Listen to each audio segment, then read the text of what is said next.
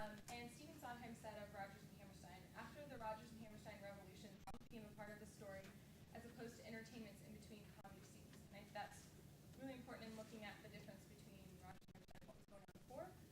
And if you don't know anything about Rodgers and Hammerstein, I have a little video of what it would be like if you bought the box set of their wonderful. Now on DVD. Bring home 6 great Hollywood musicals that will have you singing The Sound of Music.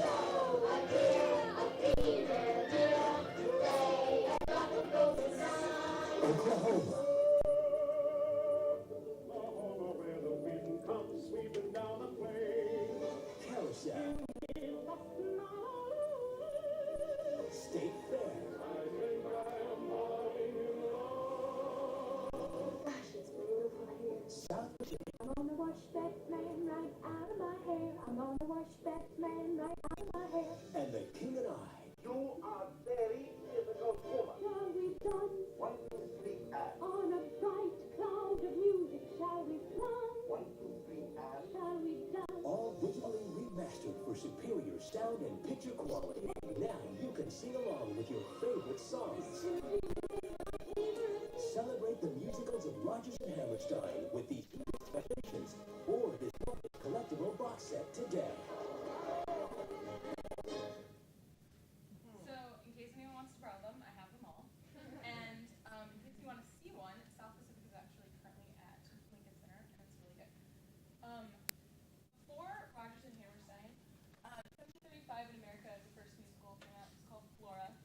And then the progression of theater started with Latin colonies, and then vaudeville and folly, and then operettas came from Europe. But Americans weren't going as much. They were really concerned about there wasn't musicals were shown and song and dance were included, but they were a distraction for when things were changing. It wasn't a storyline like musicals that you see today. So then Rodgers and Hammerstein were both had different partners at one point in time, and then came to a point in American theater, and they were both well known. Now they're Rodgers through Oscar Hammerstein's partner was, but when they finally collaborated on Oklahoma, which is their first musical, and they ushered in the golden age of Broadway musicals. They've won currently 34 Tony Awards, 15 Academy Awards, a Pulitzer Prize, and 2 Grammys. The reason they're so innovative in so many different ways, not only in theater, but in the way they show their musicals, they wouldn't give the production company the rights until they had the appropriate technology that they thought would showcase their stories in the right light. So in each one of their most important shows, in my opinion, there's different innovations. In Oklahoma, they used a new storytelling technique. It was the first time that a show started out with one single person on stage.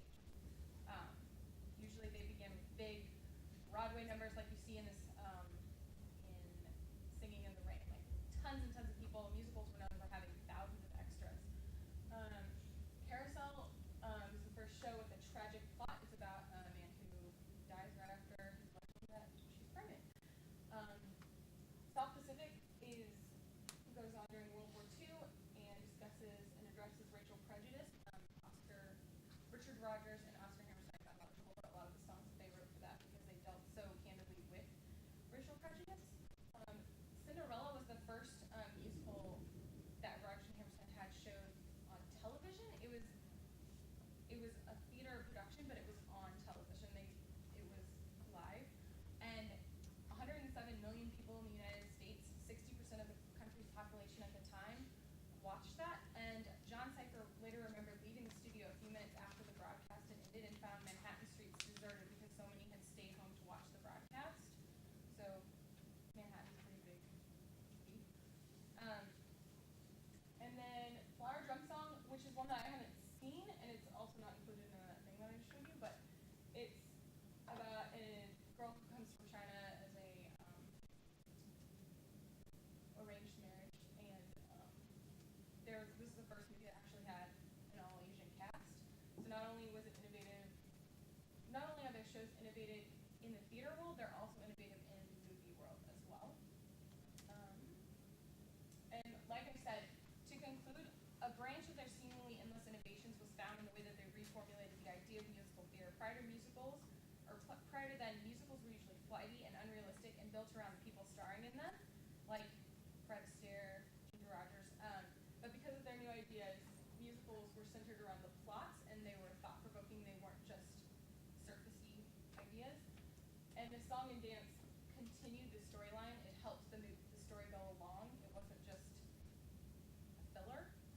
And Rodgers and Hammerstein brought about the idea of a formula musical that has a pattern like formal storylines do, which a lot of people think is bad, but I personally love all of them. And the integration of every song within the plot line, and it basically, they changed the way people thought about